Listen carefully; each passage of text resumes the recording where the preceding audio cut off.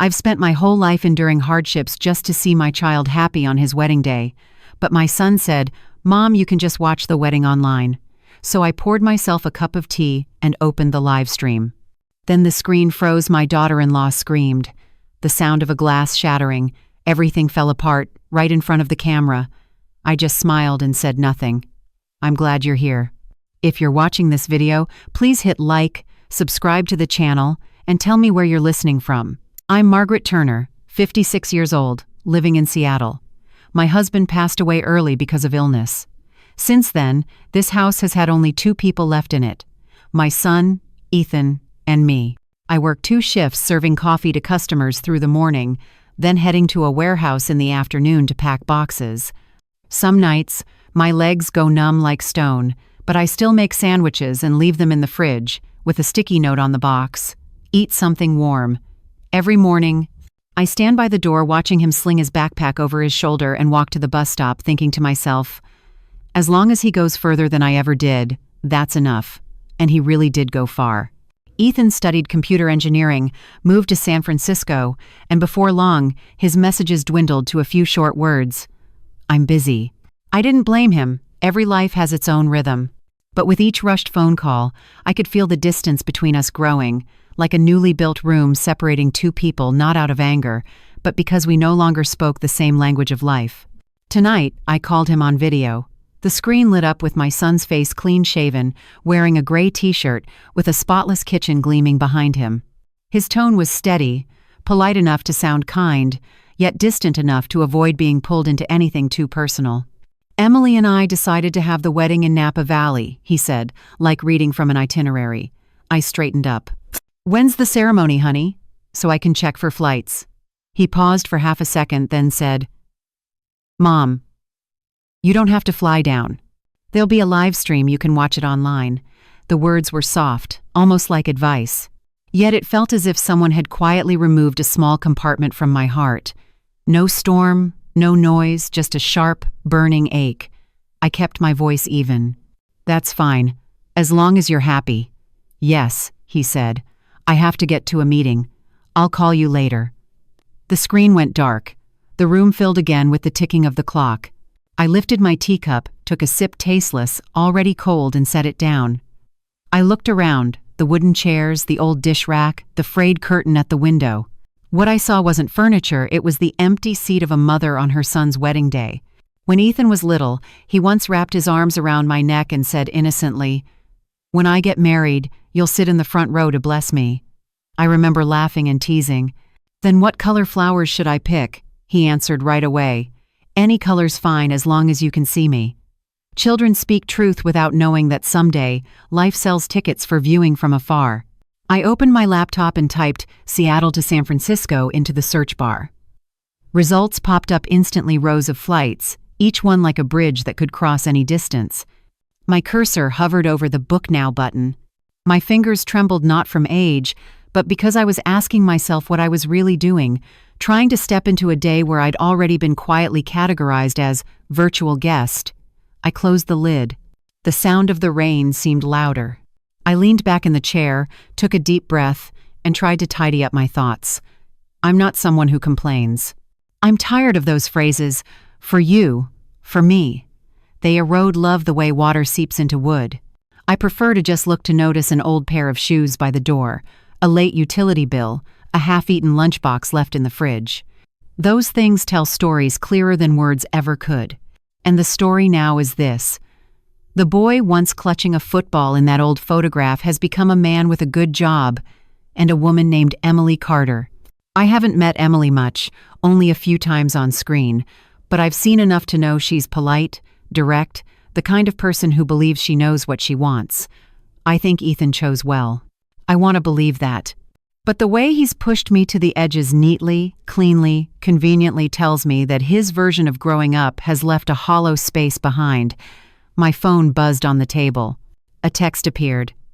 "Don't worry, Mom. The live stream will have plenty of camera angles. I'll tell the organizer to send you the link."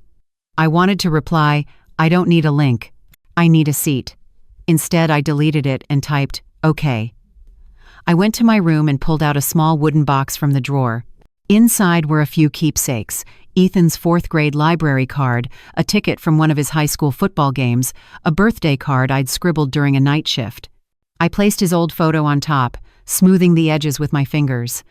Doing that reminded me some things no one else can do for you, like saving a place for what once mattered. The window was open just a crack, and the damp night air drifted in. I went back to the table, sat down, and looked at the chair across from me. For a moment, I imagined if I were at the wedding, where would I sit? I saw myself somewhere in the middle rows, not too close to crowd the bride's family, not too far to have to squint. I'd rest my hands on my purse as Ethan walked in, whispering to myself, "Step sure, my boy," then smile. But tonight, the chair across from me is empty. I leaned forward and pulled it closer to the table. A small, meaningless gesture, but it made the room feel a little less off balance. The phone buzzed again. A blue link appeared, along with a message. "Here's the livestream link, Mom. Save it, okay?" I saved it. The screen asked if I wanted to add it to my calendar. I chose yes, then set the phone down like signing a quiet agreement with reality. I'll attend from afar. I won't make noise. I won't ask for anything. I was planning to send Ethan an old photograph, just the two of us in our first apartment in Capitol Hill. The living room was so small that if you pulled a chair back, it hit the wall. I wanted to send that picture with a short note. "You once said this place was where everything began." Not to hold on, just to remind myself that there's still one shared drawer of memories between us. I opened Family Sharing on iCloud, the feature that lets family members share photos.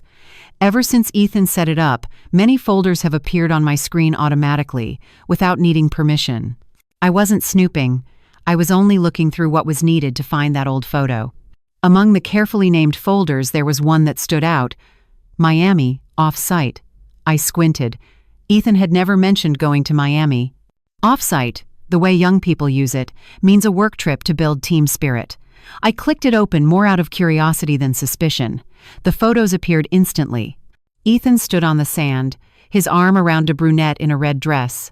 They were both smiling, sunlight glinting on their cheeks, the sea stretched calm and blue behind them. I moved the cursor to the side. Next photo. The two of them having dinner in a restaurant with white tablecloths, candlelight shimmering on the wine glasses. Another. The girl kissing Ethan at a hotel entrance, a bellboy hidden behind a palm bush turning discreetly away. Then a photo of a room receipt, hotel name, Ocean View Suite, dates clear as day.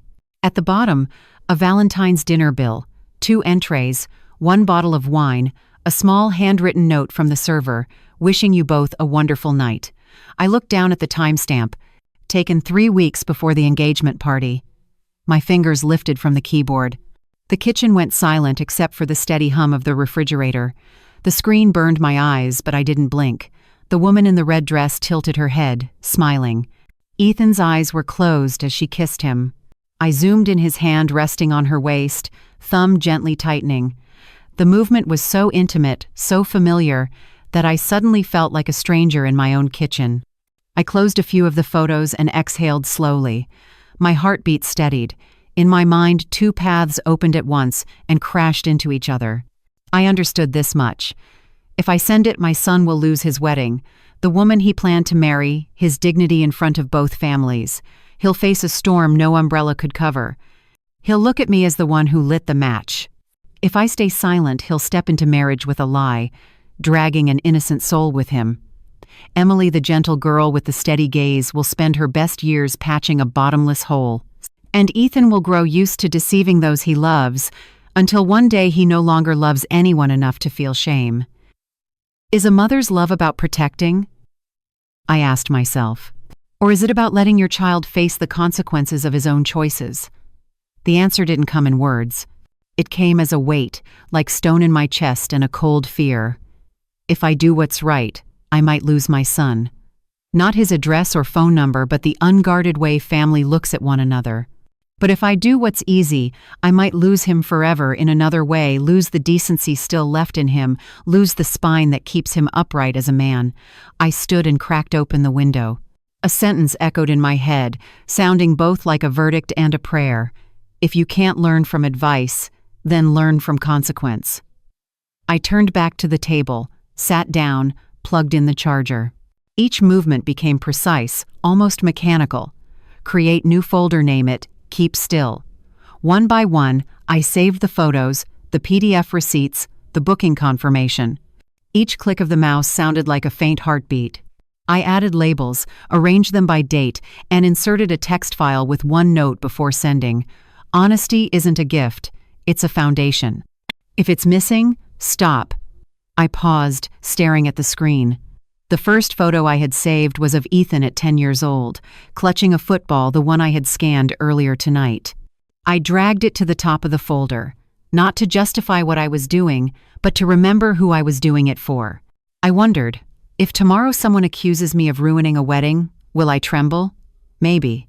But I also know this: a grown man doesn't break because of the truth. He breaks because he's lived too long inside a lie.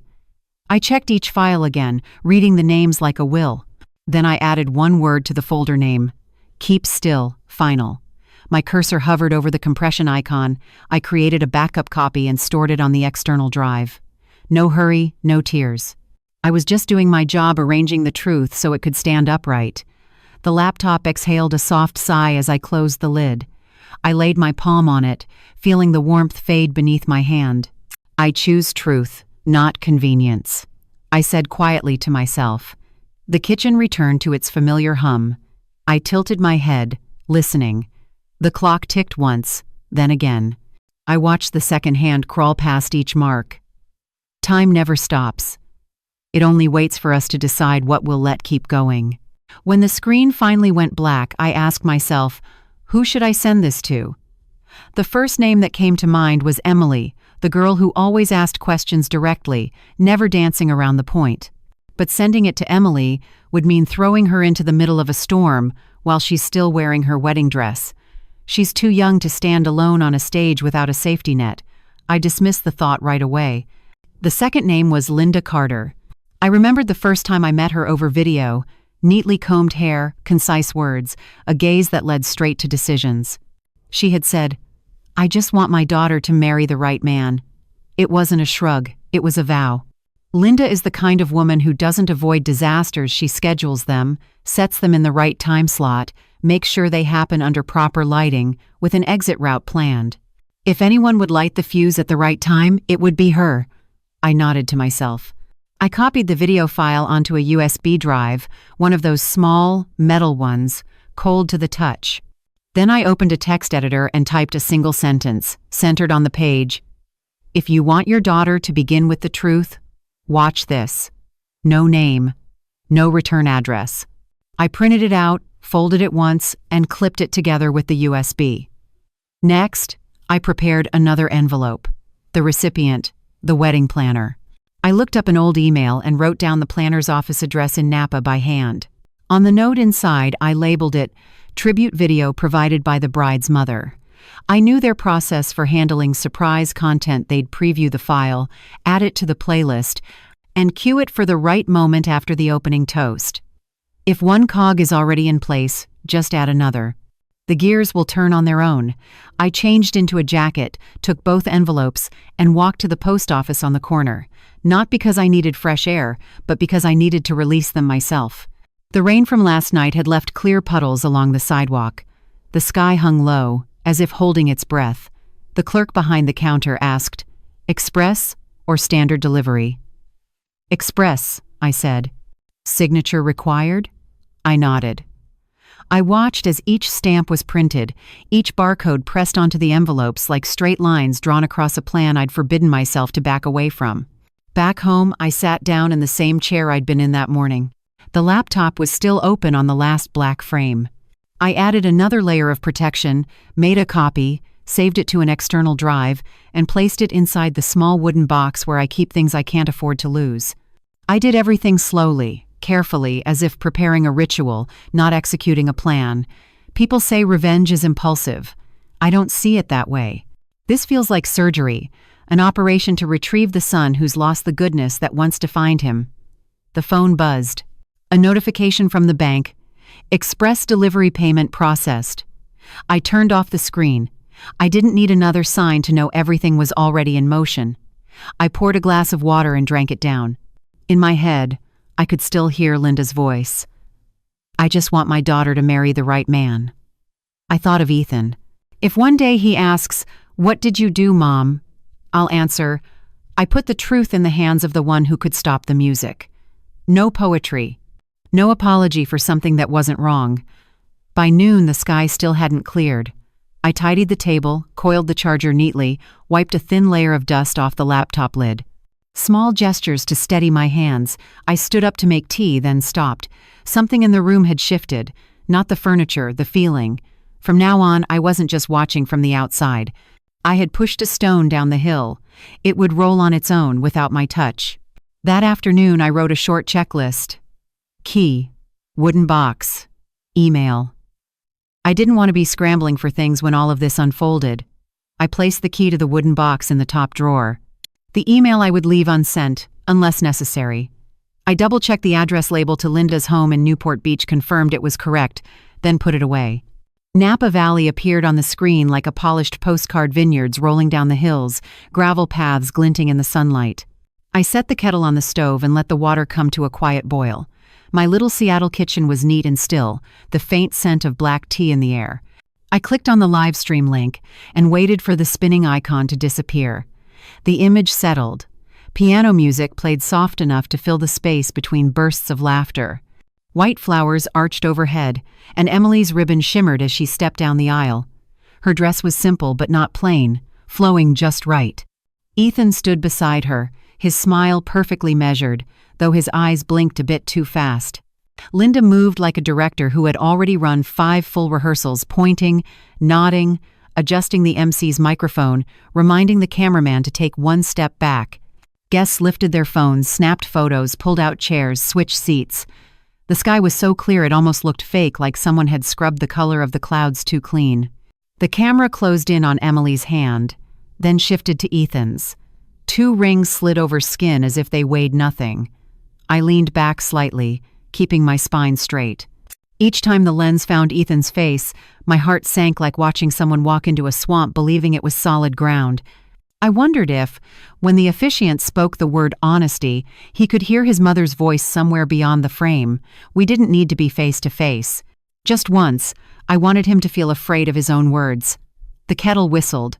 I lifted it off the burner and poured into the teapot I'd already warmed. Steam fogged my glasses. I wiped them with my sleeve, set the pot on a wooden coaster. The screen kept playing smoothly.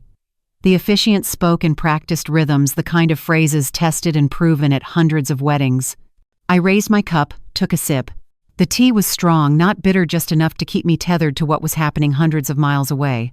On the other side, Linda approached the sound table, whispering something to the technician with the headset. He glanced at the playlist on his tablet and nodded.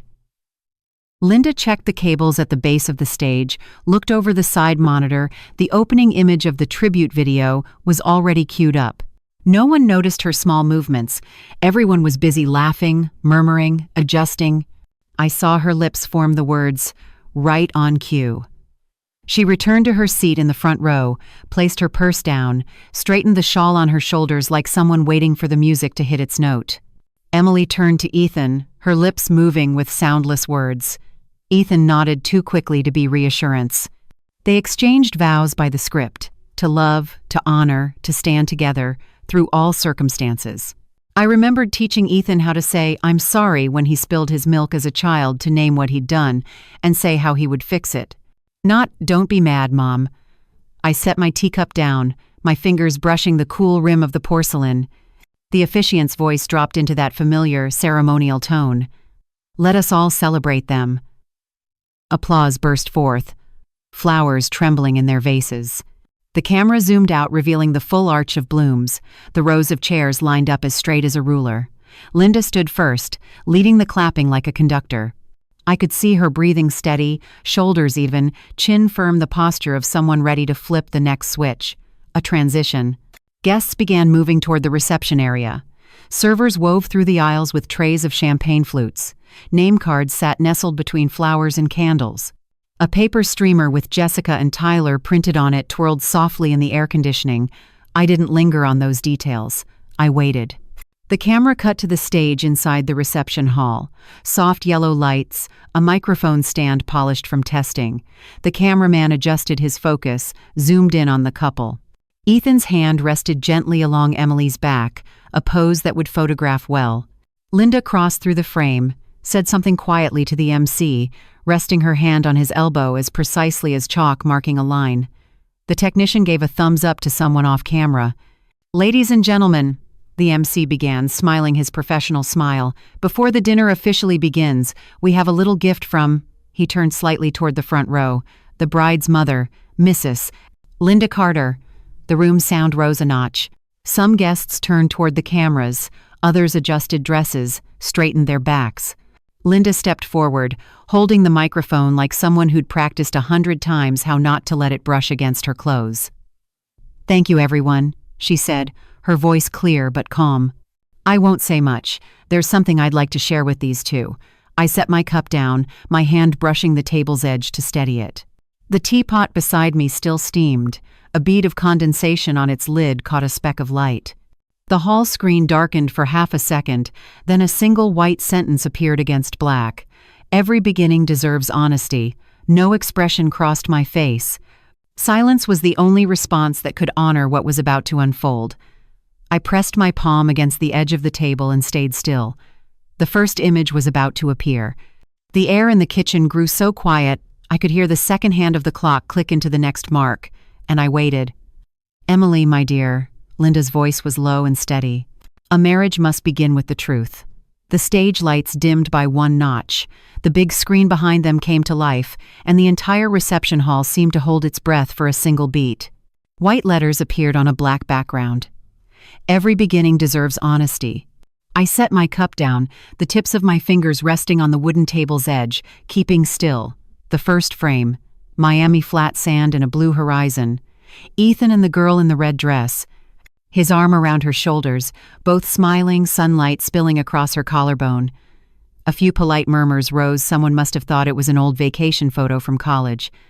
Next frame, a dinner table draped in white linen, 2 wine glasses clinking. A few guests tilted their heads, smiling again, not yet catching the thread. Then the third, the entrance of a hotel, the girl on her toes kissing Ethan, a decorative palm in the background. The laughter thinned.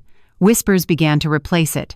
A restaurant receipt filled the screen, the camera zooming in on the date. Someone's laugh stopped midair. The next image, hotel booking confirmation, hotel name fully visible, the words Ocean View right beneath it. The print crisp, the date unmistakable. The screen offered no explanation. None was needed. Then came the last photo. A window view of the ocean, time-stamped exactly on the day Emily had gone on her volunteer retreat. The whole hall seemed to change temperature. Whispers spread like a sudden gust, sweeping across dry grass. Someone at a nearby table set their glass down too hard. Emily took a step back, her eyes widened, pupils caught between belief and disbelief. Ethan's face went pale. He turned to Linda, then back to Emily, his lips moving but no words formed. A fork clattered onto a plate, the sharp sound too clear through the microphone. Emily gripped the edge of the table, her chest rising as if she'd run up a flight of stairs. The champagne flute in her hand tilted, slipped from her fingers. The sound of glass breaking was dry, final a clean slice through the air. Someone cut the background music abruptly. The sound died halfway through a note. "How long?" Emily said it like a shout that didn't need volume. The question hit the floor, everyone heard it. Ethan stepped forward, reaching out. "Emily, listen." She slapped his hand away. Don't say another word." Half the guests looked down at their phones, the other half stared straight ahead. The camera wobbled, the operator struggling to keep focus. The giant screen still hung there, frozen on the dateline numbers that seemed to point the way. Linda said nothing. She stepped back to the front row, placed the microphone on the stand as carefully as someone setting down something hot on a safe surface. In the hall, the MC started to move forward, then thought better of it. A man, probably one of the groom's friends, approached, ready to say something to ease the tension. Emily turned away, her shoulders tight, muscles visible beneath her skin. Ethan opened his mouth, then closed it. No sentence short enough could possibly save this moment. "How long?" Emily repeated, slower this time. "Before the engagement? Or after?" No one answered. The question hung there like a red traffic light, suspended in silence. Then the live stream jolted. The frame shook. pixelated, the lights on screen turning into squares of static. It froze exactly as tears slipped to the corner of Emily's mouth. 1 second. 2. 3. The moment stretched like a rubber band ready to snap. Then the sound dissolved into a low hum and cut out completely. The flickering light from the laptop screen washed over my face, shifting with each stutter of the feed. I saw my hand still resting on the table, fingernails grazing the wood grain. I smelled the tea cold now, bitter at the rim. A draft slipped through the crack of the window, carrying damp air with it. I spoke softly, afraid to disturb the air itself. "You need this to grow up." There was no one here to hear it but me. The words fell gently but landed where they should. I thought of the 2 paths I'd weighed the night before. Neither was painless, but I'd chosen the one that didn't make someone else carry the hurt for me. The livestream tried to reconnect once more, flickered, and died. The screen went completely dark, reflecting my shape back in a faint warped outline. The kitchen light still glowed warm and steady, unwavering. Through the wall I heard the faint sound of someone knocking next door. I lifted the cup, took a sip. Cold. But cold makes the mind clear. Whatever happened in Napa was no longer mine to control. I had set the stone down on the slope. Gravity would take care of the rest. Somewhere over there, the MC was probably filling the silence with safe phrases. Someone had likely drawn the curtain over the screen. Maybe Linda had placed her hand on her daughter's back saying nothing. I didn't need to see it. I had seen enough. I lowered the laptop lid halfway, letting the shadow split the kitchen in 2. The clock ticked steadily. The room returned to the kind of stillness that could almost make you believe no one had ever lied in it. I set the cup on its saucer, the porcelain touched with a faint, private sound. I sat for a while longer, back straight, eyes open. No anger, no pity, no triumph. Just stillness, like tending a low flame so the pot wouldn't boil over. Then I closed the laptop completely. The air in the kitchen was so quiet, I could hear my sleeve brush the chair as I stood. I rinsed the cup under running water, the sound neat and steady in the sink. I dried my hands, hung the towel back on its hook. Everything returned to the familiar order of a house where no one was arguing. Night fell thick as soundproof foam. I sat before the closed laptop, its aluminum lid dimly reflecting the ceiling. Outside, a light rain tapped against the window frame like someone keeping time while waiting. I placed my phone face down, switched it to silent, and pushed it out of reach. It buzzed once, sliding slightly across the table, then stopped, buzzed again, stopped again. I let it be. I pulled a sticky note closer and wrote 4 words in blue ink. "Wait until he's ready to tell the truth." I stuck it to the edge of the laptop screen, a little crooked. What I needed now wasn't an answer, it was the right moment. The phone buzzed longer this time, then switched to voicemail. I turned the speaker on low, just enough to hear the breathing. Ethan's voice stumbled on the first word, like someone missing a step on a stair. "Mom, about tonight. I need to explain." A dry pause. "I'll call again." The next message was shorter. "Mom, pick up."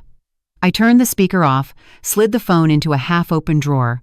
The kitchen was left with nothing but the sound of rain. I couldn't sleep. I sat and listened to the night breathe. When the minute hand passed 12 again, I stood and drew the curtains. In the glass, my reflection overlapped with the kitchen's 2 women who shared the same quiet way of not speaking. At dawn, Ethan's apartment, luggage flung open on the floor, a tie tossed over the arm of a chair, a dress shirt still creased on the bed. His phone buzzed nonstop. He called Matt, his best friend, from college, voice lowered to a private register. What am I supposed to say? Matt probably sighed. If you can't fix it, don't talk. Just listen. Ethan clenched his hand, then released it. When the text came, Emily left the hotel with her mom. He leaned against the wall and gave it a light punch. Not hard enough to hurt, just enough to remember. His hand slid down, eyes fixed on the blank space between 2 window panes. No words came. I knew how early that city wakes. Joggers already on the streets, baristas pulling the first espresso shots. Ethan might be standing in his bathroom, facing a mirror fogged with steam, splashing water on his face, hoping shame might wash down the drain. But water only wakes you up. It doesn't make you innocent. I went back to the table and lifted the laptop lid, without turning it on, just letting the hinge sigh softly, like someone breathing out. The note at the top of the screen still hung there. Wait until he's ready to tell the truth. Its corner curled slightly from the damp. The email chime clicked once. I opened my inbox. A new message sender, Emily Carter. The subject line, "Thank you." I clicked. "Mrs. Margaret, I don't quite know how to begin properly. I just wanted to say thank you for letting the truth come out. I'm not assigning blame to anyone in this email. I only want to thank the one person who didn't choose the easy silence. Tonight, I'll go back to my mother's house. I'll be fine, in my own way. Sincerely, Emily." I read slowly, holding the cursor over the phrase, "the truth come out," longer than the rest. I folded the letter in my mind, the way you fold a clean towel. The next message arrived almost immediately. Linda. Her words. "I did what needed to be done. Thank you for sending it at the right time." Not a word extra, not a beat missing. I typed a short reply, stopped at the third word, deleted everything, closed the draft, chose silence. There were few words worth using today. I opened the drawer, took out the small wooden box, and placed the USB drive among the old keepsakes. A graded paper from Ethan's elementary school, the blue ink faded.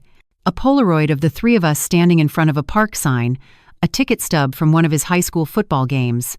I laid the USB in a straight line beside them, locked the drawer, and set the key on top of the cabinet, not hidden, not worn around my neck. Visible, but untouched. I wanted things to be clear. Truth doesn't hide, it sits in plain sight. It doesn't need to rattle to make noise. The phone buzzed again. Another voicemail. "Mom, I'm outside your building. I didn't ring the bell. I'll sit in the car for a while."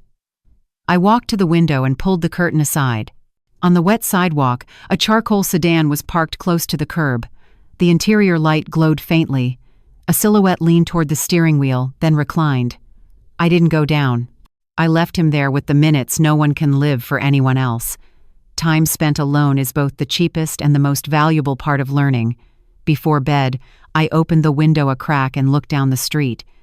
The sedan was gone. The wet road stretched toward the intersection, the streetlights dividing it into even squares of gold. I knew Ethan had driven somewhere, maybe to an empty office, maybe to the airport, maybe just circling Lake Washington. Either way, he had to find his own place to park. I turned back inside and picked up the two notes on the table. Wait until he's ready to tell the truth. Love means setting boundaries. I stacked them neatly, pressed them flat, and set them back in the exact spot along the laptop's edge. Before I turned off the kitchen light, the phone lit up again. Caller ID. Linda Carter. I let it ring 3 times before answering. "Mrs. Margaret," she said, her voice clear, direct. "Tomorrow I'll be in Newport Beach, 3 o'clock. Cafe by the marina, corner lot, white signboard. I'd like to meet." "I'm listening," I said. "Purpose?" "To close what should remain silent and to say what still needs saying," she replied. "It won't take long. I'll be there." "Thank you," Linda said and hung up. A text followed, short, precise, the cafe's name, address, and time. I saved it and set the phone face down again. The small lamp in the kitchen corner cast a thin line of gold across the table, and in the half-closed dark, I knew that meeting would place the final piece exactly where it belonged. The cafe sat right by the Newport Beach marina, its glass doors slightly open to let in the faint, salted breeze. I arrived half a minute early. Linda was already there, sitting straight-backed, a cup of black coffee before her, no sugar, no cream. I hung my light gray coat over the back of the chair and took the seat across from her. We nodded in greeting, no hugs, no long handshakes. The waiter placed a cup of hot tea in front of me. The rising steam formed a thin line between us. Linda spoke first, her voice steady, precise as a ruler's edge. "I assume the USB drive came from you." "From me," I said. "I didn't sign it because the truth doesn't need a signature." She nodded, unsurprised. From her purse, she drew out a small velvet pouch, opened it gently, and set the USB drive in the center of the table, right over the grain of the wood. "It did what it needed to do," she said, withdrawing her hand, careful not to touch it again. I looked at the small object lying still, ordinary as any piece of metal. "I didn't send it to humiliate anyone," I said. "I just couldn't watch someone suffer for being deceived." Outside, wind swept along the dock, rippling through the forest of masts. Linda placed 2 fingers on the rim of her cup, testing its warmth. I protected my daughter, she said, even if it meant ruining a perfect night. And I protected my son's future, I replied, even if today it collapsed. A group of joggers passed the window, their sneakers tapping against the tiles disappearing as quickly as a footnote. No one needed to read aloud. We agree on this, Linda said, meeting my eyes squarely. We won't turn tragedy into gossip. No statements to the press, no friends telling the story for fun. Emily needs peace. I agree, I said. I chose silence from the beginning, and I'll keep it. The waiter passed by, offering to refill our drinks. Linda waved him off. I stirred my tea once, then set the spoon down. The faint metallic sound hung briefly in the air. Linda tilted her head. Do you feel any satisfaction? I don't, I said. I feel calm. My son finally has to grow up. She exhaled softly, her gaze drifting toward the marina, where a small motorboat pulled away from the dock, leaving a broken trail of wake behind it. If Ethan apologizes to Emily, she said slowly, I'll respect that, but my daughter is not a bridge for anyone else's growth. I understand, I said, and I won't let my son use an apology as an escape from the lesson. A brief silence, not tense, just level. Two women sitting across from each other, each breathing in her own rhythm. I realized we shared one thing. We both knew when to speak and when to stop. I've shut down the media chatter, Linda said, like reporting a task completed. The event organizers won't share behind-the-scenes footage. If anyone asks, I'll say it's a private family matter. Good, I said. The fewer eyes, the faster the wounds heal. Linda turned back to me, the corners of her mouth lifting into something close to a smile, but not quite. You're direct, she said. I've been a single mother too long to circle around things, I answered. And I've learned that being direct doesn't mean being harsh. She touched the USB drive again, then withdrew her hand, as if to seal its meaning. Ethan, she began, then paused. In the hall, he looked at me like he wanted me to give him a line to end the scene. I didn't. He needed to hear his own voice. He'll have to learn to tell the truth, I said, and to stay silent until he has something true to say. A stronger gust came through the door. The receipt under the sugar jar fluttered. I pressed its corner with my finger. I have one request, Linda said, lowering her voice like someone drawing a curtain. Silence is the best thing for everyone. I agree, I replied immediately. I don't need an audience. She lifted the USB and slid it toward me.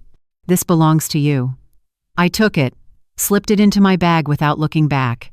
It returned to its place like an old key rehung on its hook. Thank you, I said. Linda blinked slowly. Emily will continue her therapy, she added, almost as a note. She wants to go back to work sooner. I won't stop her. That's a good decision, I said. Move forward through the ordinary. I respect her choice, Linda said. I just don't want anyone pushing her back into that old room. I won't push, I said. And I won't open that room for my son either. We both stood. The chairs scraped lightly against the tiled floor. Linda adjusted the strap of her purse, looked at me once more, not probing, not sentimental. Just acknowledgement, two people who understood enough not to need more words. Before leaving the table, she said, clear and brief, if Ethan needs a line, tell him this, don't ask for forgiveness, ask to grow up. I'll pass it on, I said, steady. We left the cafe at the same time. Outside, sunlight spread a thin sheen across the marina.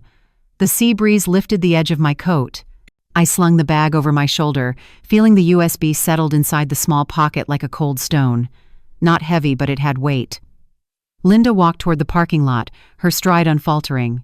I turned down another path, where sunlight fell straight through the line of palms, casting long, clean shadows across the pavement. I stepped into the light without looking back. By this afternoon, we would each return to our own place, guarding the quiet we had chosen. The afternoon light in Seattle turned golden in a reassuring way. Sunlight slanted across the tidy dining table, glinting on a white envelope laid neatly in place, as if someone had measured its angles before setting it down. I pulled out a chair and sat, feeling the cool grain of the wood beneath my palm. I picked up the envelope. In the upper left corner was an address from Orange County, handwritten in neat, steady letters, the kind of handwriting that belongs to someone who knows what she wants to say and owes nothing to time. I took a paper knife, its edge slightly nicked, and made a clean, careful slit. The paper opened smoothly. I set the envelope aside and drew out the letter, laying it flat on the table.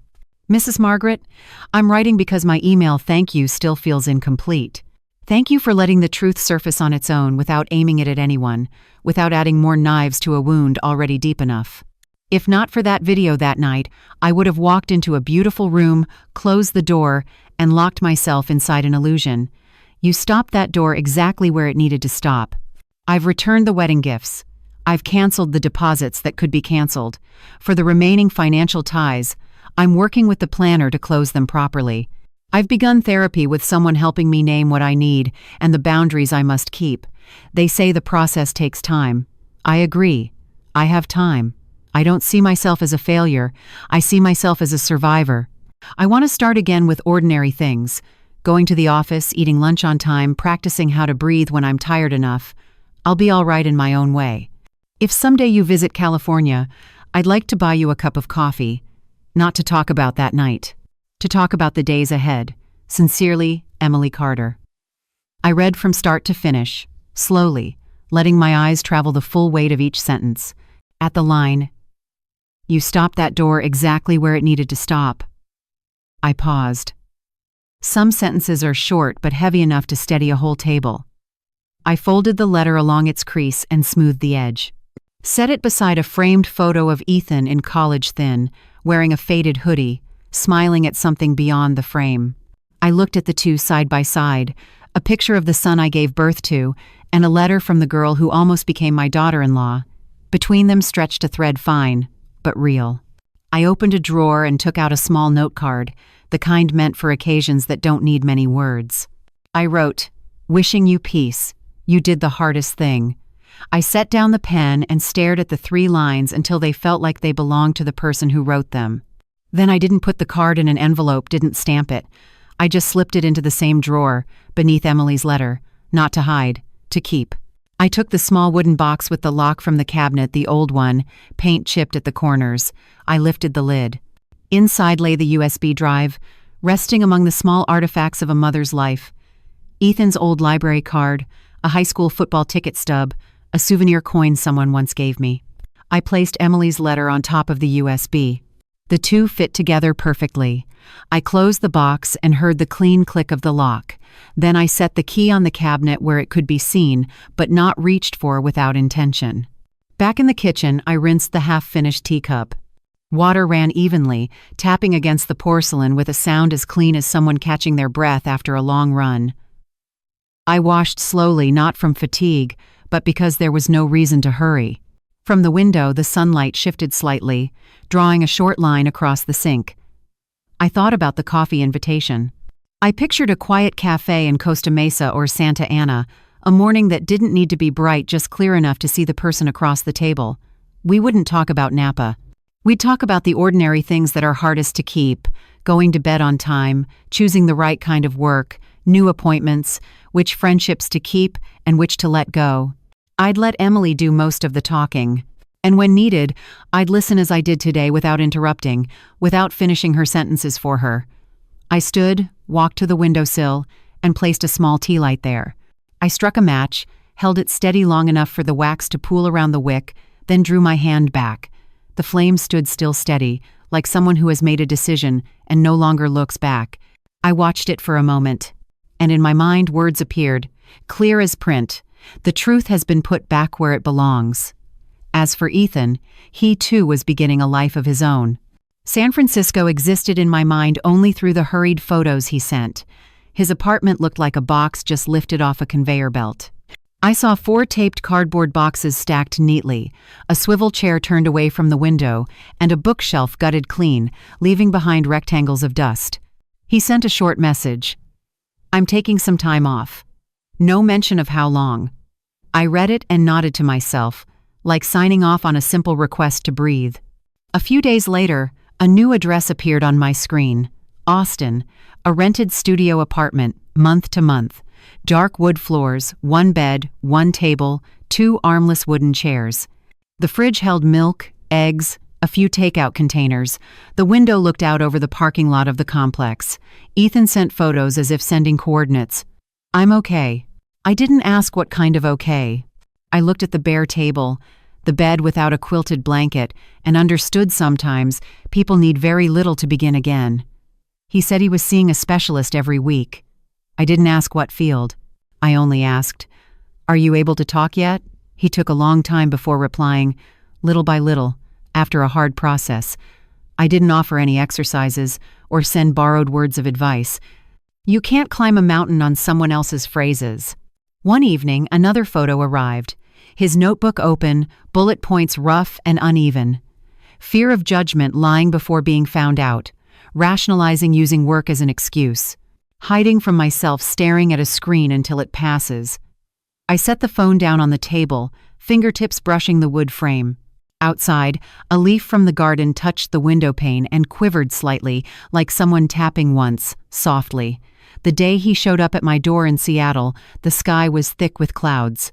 I was just as surprised as he was to see him standing there. No warning. 2 knocks. A pause. Then one more. I opened the door. He stood there in a light jacket, hair cut shorter, eyes ringed with fatigue. Rain had soaked into his shoulders. "Can I come in?" he asked. "Of course," I said, stepping aside. "Shoes off. Hang your coat on the second hook." There was soup on the stove already. I lit the burner, reheated it, toasted 2 slices of bread. We sat across from each other, each with a bowl. The steam fogged my glasses. I took them off to wipe. We ate in silence for 10 minutes, the spoons touching the bowls in even rhythm. "Mom," he said finally, setting his spoon down, "when did you know?" "From the moment I saw you, avoiding your own eyes," I said.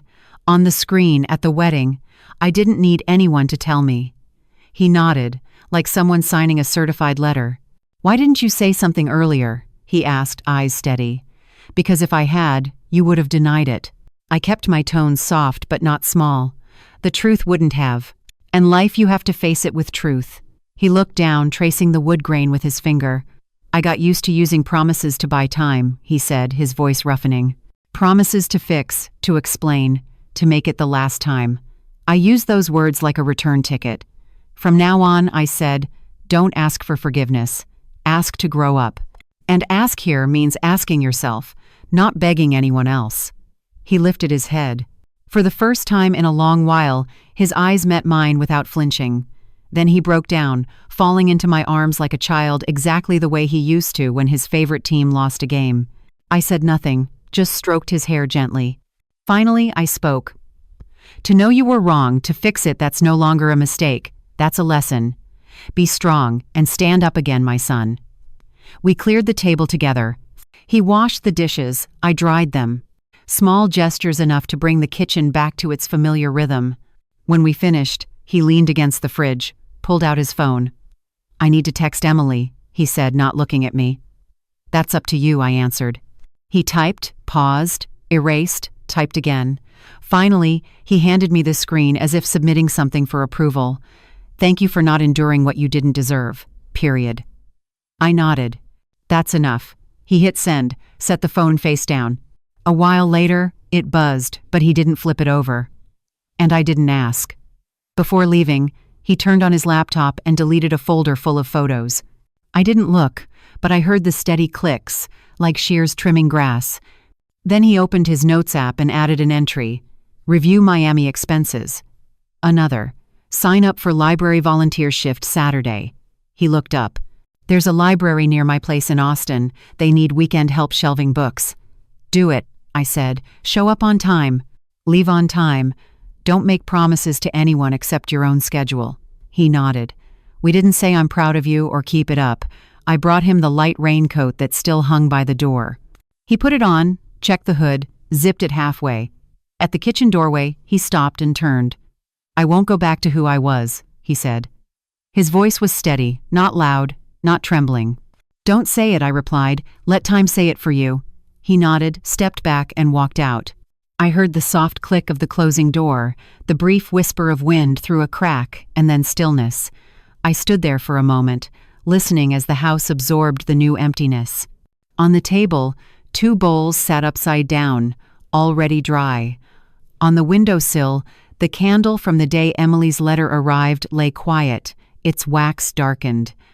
I turned off the living room light, leaving the kitchen lamp on a little longer. Outside, Seattle was pulling its rain back over the rooftops. Night came down slowly. I sat in my chair, listening to the house breathe.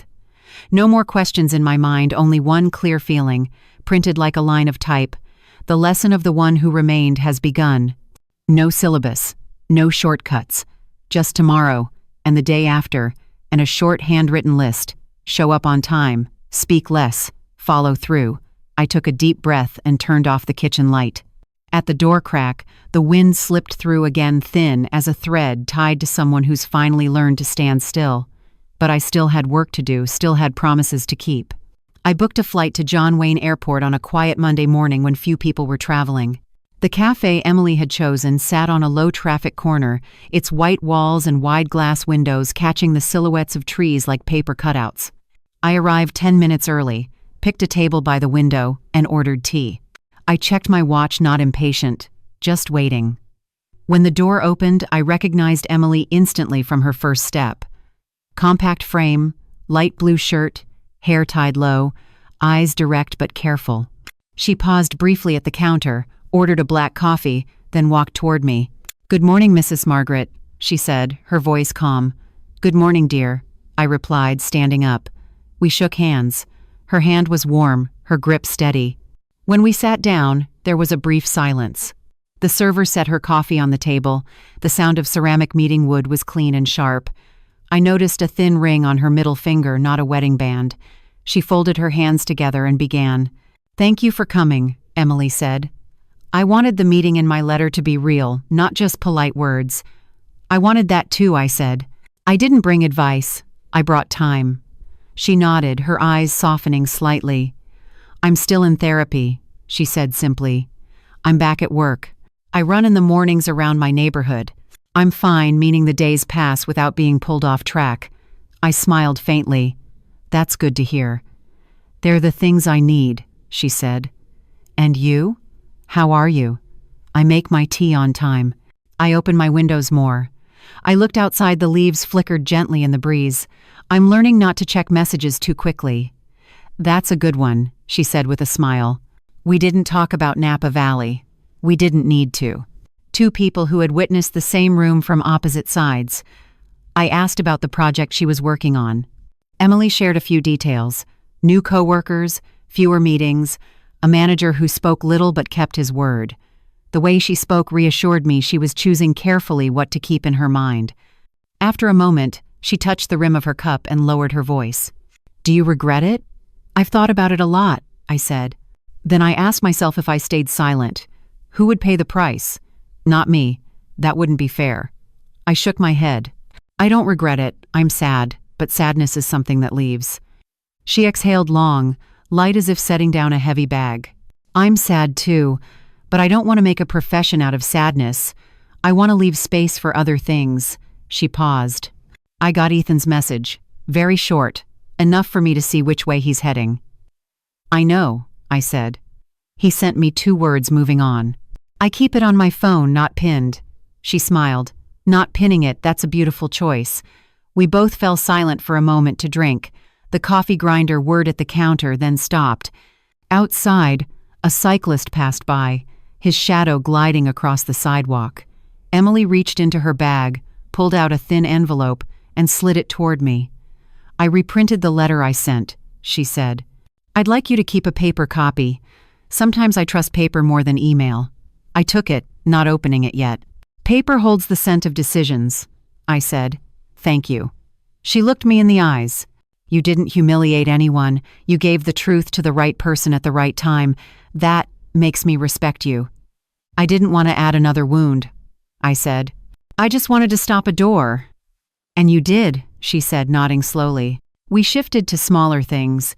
A Mexican restaurant near her office, an old bookstore in Laguna Beach, the bougainvillea blooming on her neighbor's balcony. Little pieces of conversation without grand purpose, but I could feel them forming a bridge, steady enough for 2 people to cross without looking down. When the clock on the wall struck once, Emily straightened her back. Her eyes glistened, but no tears fell. "I want to do this," she said softly. I stood with her. We walked around the table. She opened her arms first. not too tightly, not trembling. I hugged her a measured embrace, between two people who understood boundaries but weren't stingy with warmth. The scent of coffee, soap on her blouse, sunlight caught in her hair. She whispered close to my ear, just for the two of us to hear, "Thank you." "I thank you too," I said, "for refusing to endure what you didn't deserve, and for writing the letter." We pulled back, both smiling the kind of smile shared by people who've just crossed a stretch of road without needing signs. Emily dabbed her eyes with a tissue and teased gently, "Next time you visit, I'm paying. Today's on me." "I'll accept," I said. Accepting gives us reason for next time. Outside, the afternoon sun spread a thin layer of gold across the sidewalk. I stood and watched Emily cross the street, her back straight, her steps firm. She turned, waved, then merged into the crowd.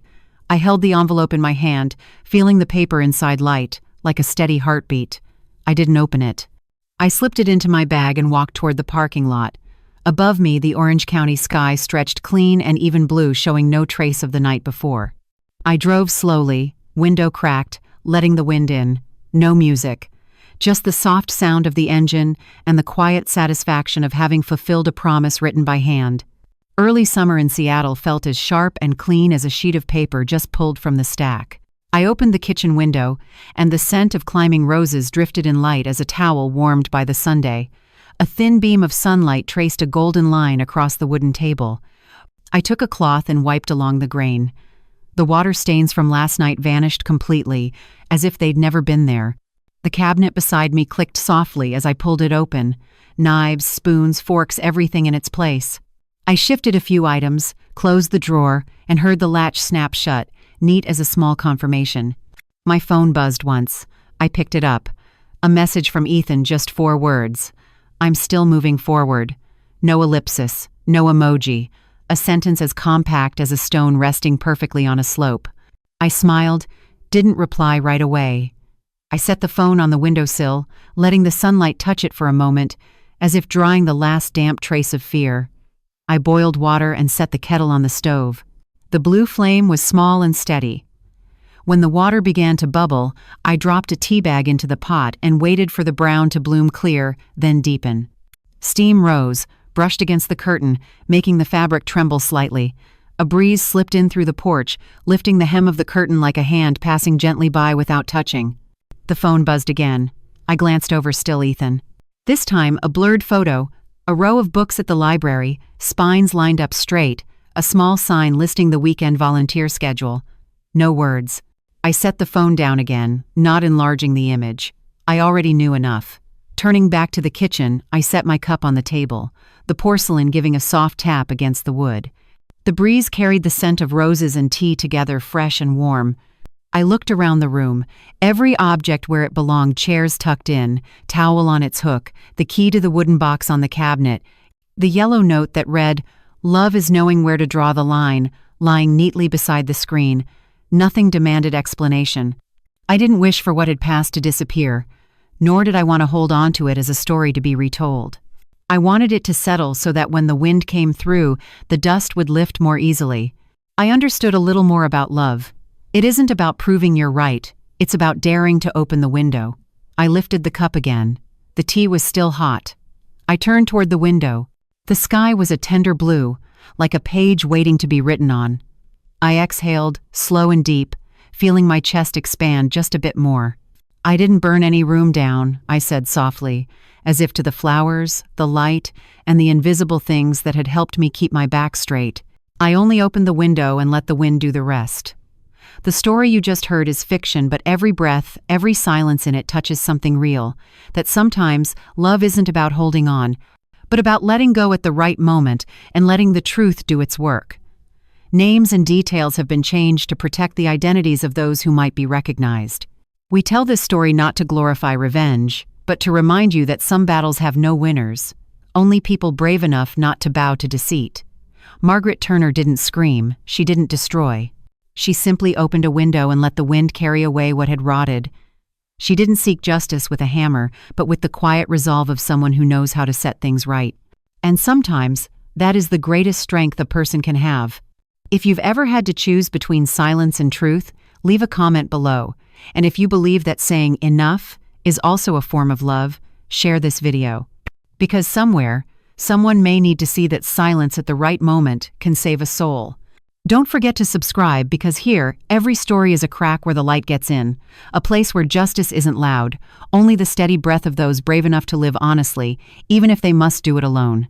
On the final screen, we'll leave you with 2 more stories about those who chose stillness, held on to their dignity, and reclaimed their freedom in the quietest way possible. I promise you won't be able to look away,